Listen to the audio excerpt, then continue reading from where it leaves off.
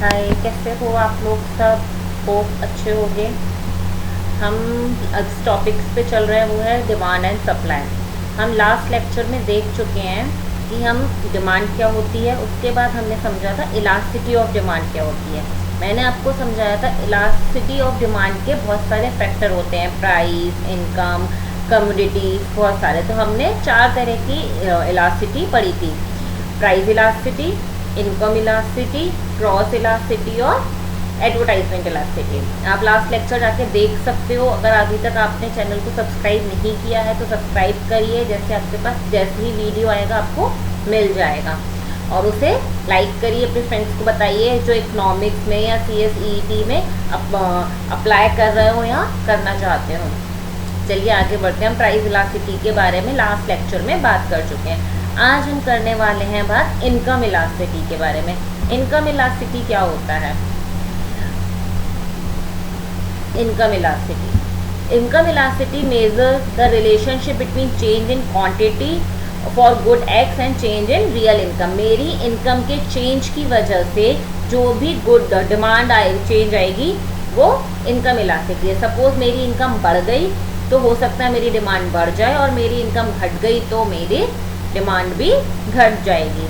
इसका simple formula होता है percentage change in demand divide by percentage change in income. जितना डिमांड में चेंज आएगा उतना, जितना इनकम में चेंज आएगा उतना डिमांड में चेंज आ सकता है, वेरी कर सकता है, कम या ज़्यादा। अब ये देखिए, यहाँ पे हमारे पास टाइप ऑफ गुड्स है। गुड्स कौन कौन से तरह के होते हैं? नॉर्मल गुड, इंफीरियर गुड और गिवन गुड्स। हम यहाँ पे अभी डिटेल में बात करते हैं। ये तो मैंने आपको समझाने के लिए एक डायग्राम दिया हुआ है, हम इस पर बाद में आते हैं। पहले हम बातें हैं कि नॉर्मल गुड्स होते क्या हैं। Normal good have a positive income elasticity of demand so as a consumers income rise more if demand at each price there is a outward shift of the demand curve. Normal goods होते हैं जो हमें essential में चाहिए, necessities हैं हमारी। Demand change होने से या मेरी इनकम चेंज होने से इसकी डिमांड पे बहुत ज़्यादा इफेक्ट नहीं पड़ेगा। मतलब नॉर्मल गुड है, पॉजिटिव चेंजेस आ सकते हैं। Consumer income rises more is demand at each price. जितनी डिमांड इनकम राइज होगी उतना मेरी डिमांड के प्राइस में चेंज आ सकता है। फॉर एग्जाम्पल मैंने यहाँ पे दिया होगा, यहाँ पहले देखते हैं। Normal necessity have a income elasticity of demand of between 0 to +1। For example if income increase by 10% and demand for fresh food increase by 4%। उतना परसेंटेज से चेंज नहीं आ रहा है जितना परसेंटेज से चेंज हमारी इनकम में आ रहा है। सपोज मेरी इनकम 100 रुपये बढ़ गई है तो मैंने 40 रुपये का अपना खर्चा बढ़ाया है, 100 रुपये का नहीं बढ़ाया। The income elasticity is 0.4। Demand is rising less than proportionate of the income. ये हुआ नॉर्मल नेसेसिटीज की, ठीक है। ऐसा नहीं है कि मैंने 100 रुपये कमाए तो मैंने 100 रुपये के ही फ्रूट्स लेके खा लिए, ये नहीं। जितनी मेरे को ज़रूरत थी मैंने उतना करा। अब आते हैं लग्जरी गुड। लग्जरी गुड और service have the income elasticity of demand less than और +1, that is demand rise more than proportionate change in income. For example 8% increase in my income might lead to 10% rise in demand of new kitchen. Suppose मेरी income बढ़ी 10,000 से, लेकिन मैंने अपना खर्चा 12,000 से बढ़ा दिया। This is a luxury good. मैंने सोचा अभी मैं EMI पे कर सकती हूँ, जो आजकल हमारे पास बहुत इजीली अवेलेबल है। कि आप लोग देखते हो अमेज़ॉन, आप लोग सब शॉपिंग करते हो, सब लोग पता है सबको कि आप जाते हो, जितनी हमारी इनकम है उसमें आ जाता है कि आप इतना EMI मंथली दे सकते हो। तो हमारी जितनी इनकम है उससे ज़्यादा अपनी लग्जरी गुड्स की खर्चे बढ़ा लेते हैं। अब आते हैं दूसरे टॉपिक पे, what is inferior good. Inferior good क्या होता है? Inferior good is a type of good whose demand decline when income rise. अब इंफीरियर गुड वो गुड होते हैं कि हमारी इनकम बढ़ने से उनकी डिमांड में फॉल आता है। मतलब मेरी इनकम बढ़ी तो मैंने उस चीज़ को खरीदना कम कर दिया। जैसे मैं पहले कोई सस्ता सोप यूज़ करती थी, लेकिन अब मैं ब्रांडेड बॉडी वॉश यूज़ करने लगी हूँ। क्लियर है? For example there are the 2 commodity in the economy, wheat flour and jowar flour. हम पहले व्हीट फ्लावर खाते थे और ज्वार फ्लावर हमारे पास 2 है। कंज्यूमर कंज्यूमिंग बोथ भी प्रेजेंटली। अभी एक कंज्यूमर है वो दोनों चीज़ों को इस्तेमाल करता है।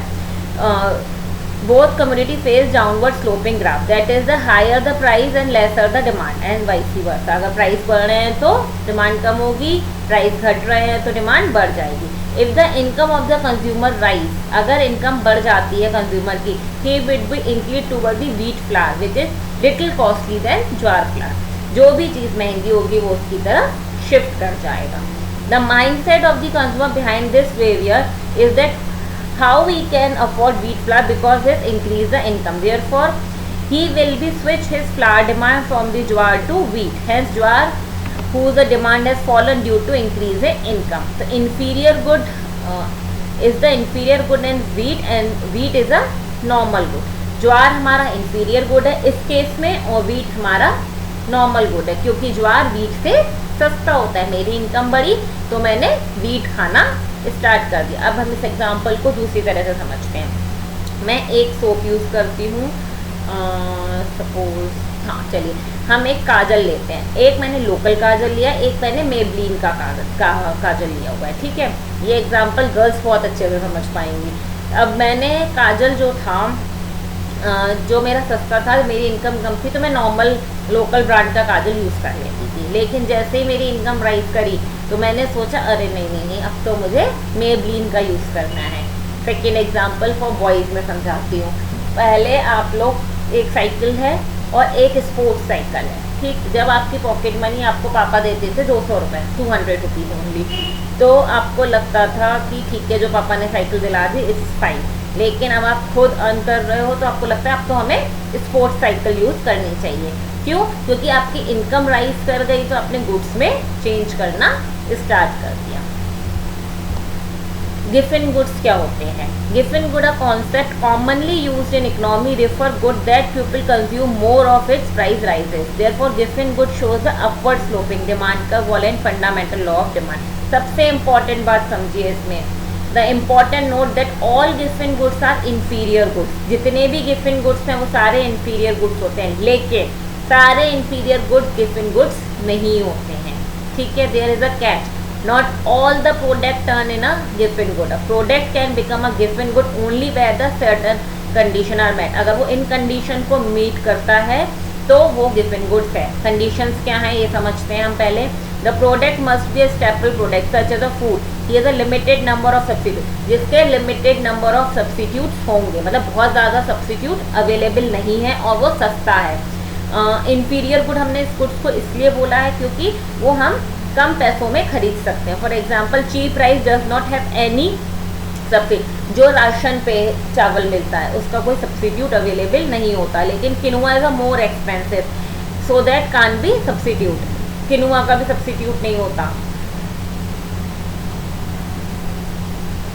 The consumer must be poor enough that they can't afford the substitute the staple product higher quality product. Thus means poor consumer have to choose a staple product. उसे सस्ती चीज़ें खरीदनी पड़ती हैं, वो खरीदना चाहता है या नहीं चाहता है, लेकिन उसे सस्ती चीज़ें खरीदनी पड़ती हैं। तो सबसे बड़ी बात, it is a important note the Giffen goods are inferior good but not all the inferior good are Giffen goods. Clearly इस बात को समझिएगा कि ये क्वेश्चन कई बार रिपीटली आया है कि क्या गिफन गुड्स इंफीरियर गुड्स होते हैं, और इंफीरियर गुड्स भी गिफन गुड्स होते हैं। ज़रूरी नहीं है कि इंफीरियर गुड्स गिफन गुड्स हों, लेकिन ये ज़रूरी है कि गिफन गुड्स इंफीरियर गुड्स होंगे। अब मैं पीछे जाती हूँ। मैंने आपको एक डायग्राम दिखाया था। Normal good increase in quantity, income effect होगा increase in quantity demand, positive relationship है, clear. Inferior good increase in quantity decrease in quantity demand, positive relationship है। Given good increase in quantity demand of X, decrease in quantity demand of good, ये negative relationship है। क्यों? अभी मैंने आपको वो बात समझाई कि इंफीरियर, सारे गिवन गुड्स इंफीरियर गुड्स होते हैं, लेकिन सारे इंफीरियर गुड्स गिवन गुड्स नहीं होते हैं।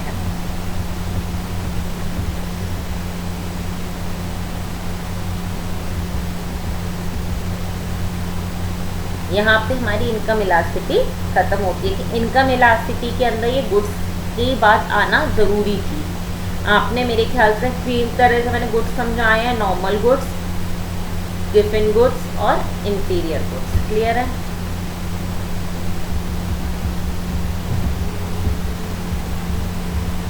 अब आते हैं हम क्रॉस इलास्टिसिटी पे। क्रॉस इलास्टिसिटी क्या होता है? Cross elasticity of demand measure the relationship between two goods when the price of one change. किसी एक गुड्स के चेंज होने से दूसरे गुड्स पे इफेक्ट पड़ना।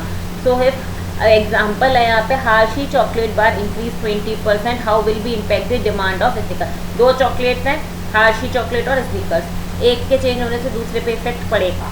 कैसे पड़ेगा? अगर एक ने अपने रेट बढ़ा दिए तो कस्टमर स्विच कर जाएगा, कंज्यूमर स्विच कर जाएगा स्नीकर्स पे। In other word, calculate how the demand of one product affect by the change in price of another. ठीक, पहली बात। Second point is price elasticity of demand cover 3 types of goods. 3 तरह के goods को affect करता है, substitute goods, complementary goods and unrelated goods. By the determined cross elasticity we can determine the relationship between. सबसे बड़ी बात आप पहले ये समझिए, क्रॉस प्राइस इलास्टिसिटी हमारी XED से डिनोट की जाती है। ऐसा नहीं है कि अगर क्रॉस इलास्टिसिटी पूरा नहीं लिखा है और XED लिखा है तो आप सोचेंगे अरे ये तो क्या ही आ गया। नहीं, वो भी क्रॉस इलास्टिसिटी ही है। अब हम बात करते हैं, वो 3 तरह के इफेक्ट्स करेगा। 3 तरह के गुड्स को इफेक्ट करता है, सब्स्टिट्यूट गुड, कॉम्प्लीमेंट्री गुड और अनरिलेटेड गुड्स। सब्स्टिट्यूट गुड्स कौन से गुड्स होते हैं? ये नहीं है तो इसकी जगह हम ये चीज़ यूज़ करते हैं। मतलब अगर टाटा टी नहीं मिली तो मैंने ताजमहल यूज़ कर लिया, ताजमहल नहीं मिली तो टाटा टी यूज़ कर लिया, इसे सब्स्टिट्यूट गुड। कॉम्प्लीमेंट्री गुड, जो एक के बिना दूसरा नहीं चल सकता। पैन में रिफिल नहीं होगा तो पैन नहीं चलेगा, कार में पेट्रोल नहीं होगा तो नहीं चलेगा। अनरिलेटेड गुड्स, जिसका एक दूसरे से कोई लेना देना नहीं है, कार का और पैन का आपस में कोई लेना देना नहीं है। ठीक है, 3 तरह के गुड्स होते हैं। For instance, 2 goods with the positive are substitute goods. This is because when the price of one good increase, it create demand another good which now cheaper.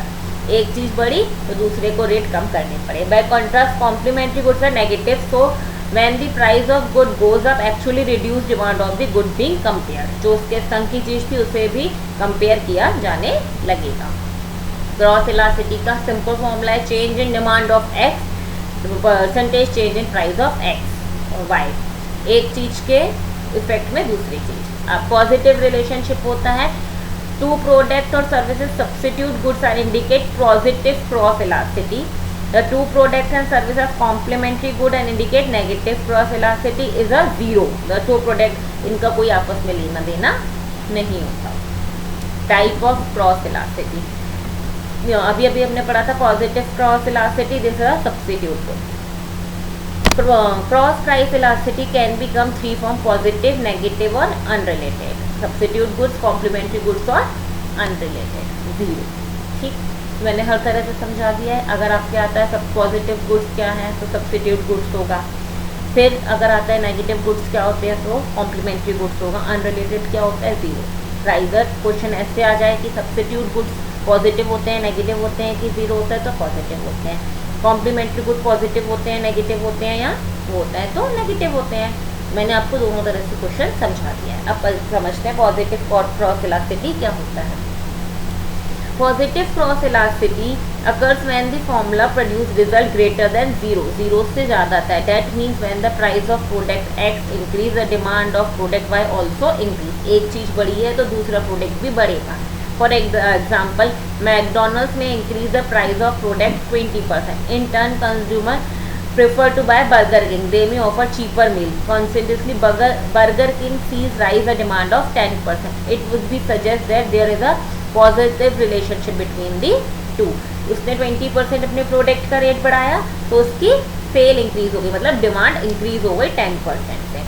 Positive cross elasticity, also known as the cross elasticity of demand for substitute. In short, that means that 2 goods being compared are substitute goods. This can more form of close substitute such as Starbucks और Costa Coffee. अब यहाँ पे हमारी 2 बातें, एक होता है close substitute, एक होता है वीक सब्स्टिट्यूट। मतलब मैंने कोई भी 2 ब्रांड की कॉफ़ी ली है, फॉर एग्जांपल यहाँ पे बताया मैंने स्टारबक और Costa coffee. It come from the weak substitute as a tea और coffee is a close substitute. एक ही चीज़ को अगर आप कंपेयर कर रहे हो तो वो वीक सब्स्टिट्यूट है, लेकिन अगर आप 2 अलग चीज़ों को टी और कॉफ़ी को कंपेयर कर रहे हो तो वो क्लोज सब्स्टिट्यूट है। देखो यहाँ पे क्लोज सब्स्टिट्यूट और वीक सब्स्टिट्यूट।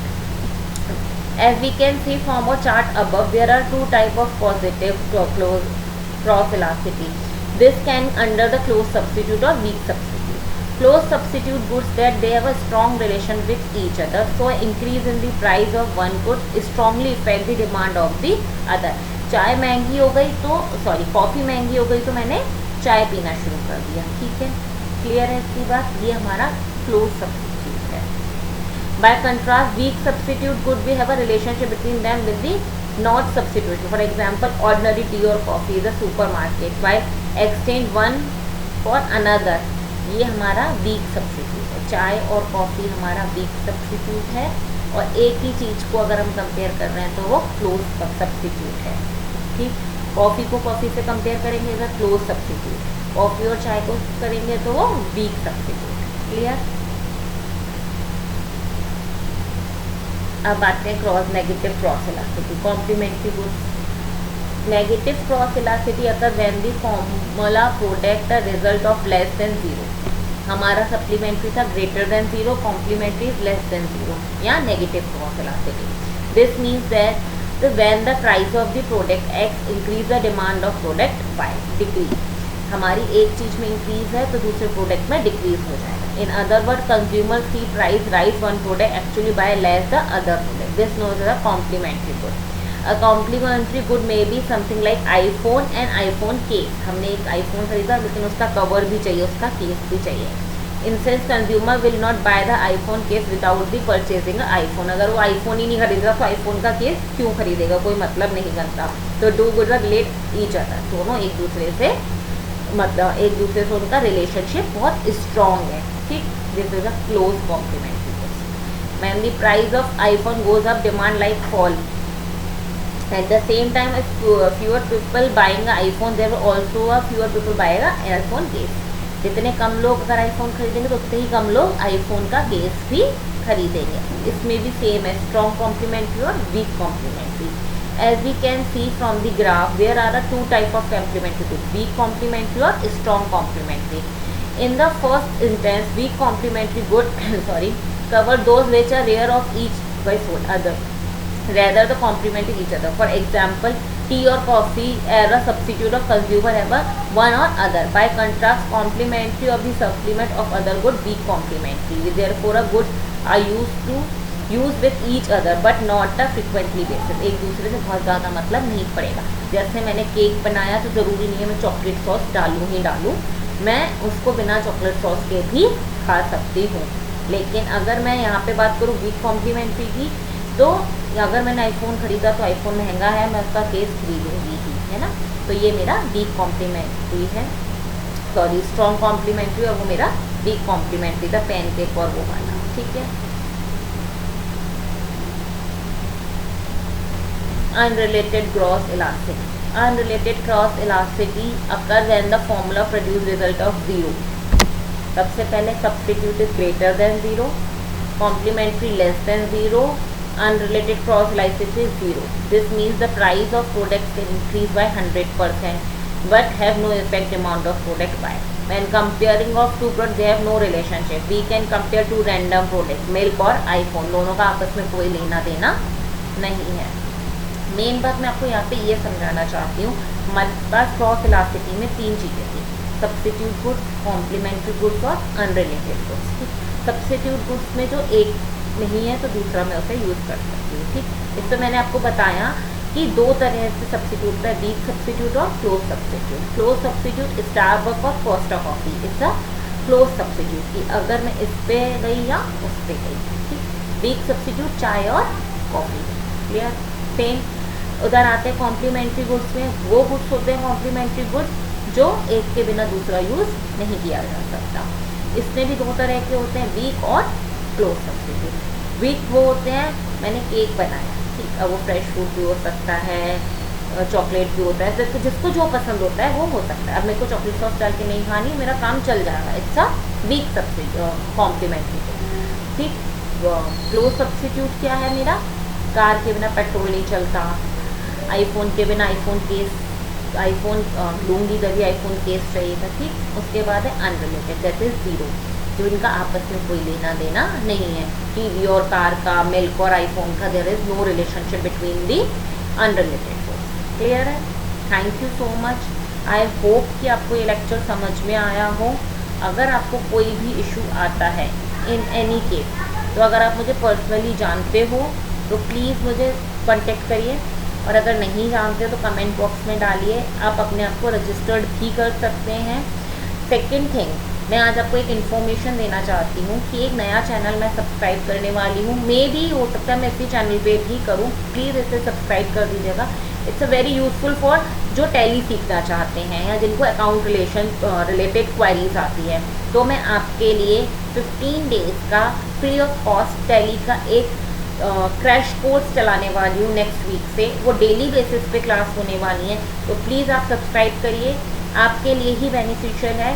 क्योंकि अभी हमारे पास ऐसा कोई सिनेरियो नहीं है कि मैं फेस टू फेस आपको पढ़ा पाऊँगी। एटलीस्ट इस सिनेरियो में तो नहीं अभी चल पा रहा। जब हो जाएगा तो मैं यही क्लासेस फेस टू फेस कर दूँगी, लेकिन जब तक नहीं है तो प्लीज़ आप जो भी टैली सीखना चाहते हैं या जितने भी अकाउंट्स रिलेटेड आपके पास क्वेरीज हैं या अकाउंट्स से रिलेटेड कोई भी आपके पास क्वेरीज आती हैं, तो प्लीज़ आप मेरे को कांटेक्ट कर सकते हैं। और जल्दी से सब्सक्राइब करने के संग नेक्स्ट वीक से हम टैली के संग ही मिलते हैं। ये वाली क्लासेस तो कंटिन्यू जैसे चल रही हैं वैसे ही चलेंगी। मैं ये सारी क्लासेस नहीं डालती हूँ यहाँ पे, मैं बाकी सारी क्लासेस इंडिविजुअली जो बच्चे मेरे से पढ़ रहे हैं उन्हें देती हूँ। अगर आप लोगों को भी पढ़ना है तो प्लीज़ रजिस्टर कराइए। मिनिमम चार्जेस है इस टाइम पे, बहुत ज़्यादा चार्जेस नहीं है, तो please register yourself. Thank you so much. Hope आप लोग एंजॉय करते होंगे क्लास को। तो नेक्स्ट क्लास में फिर मिलते हैं आगे। ओके।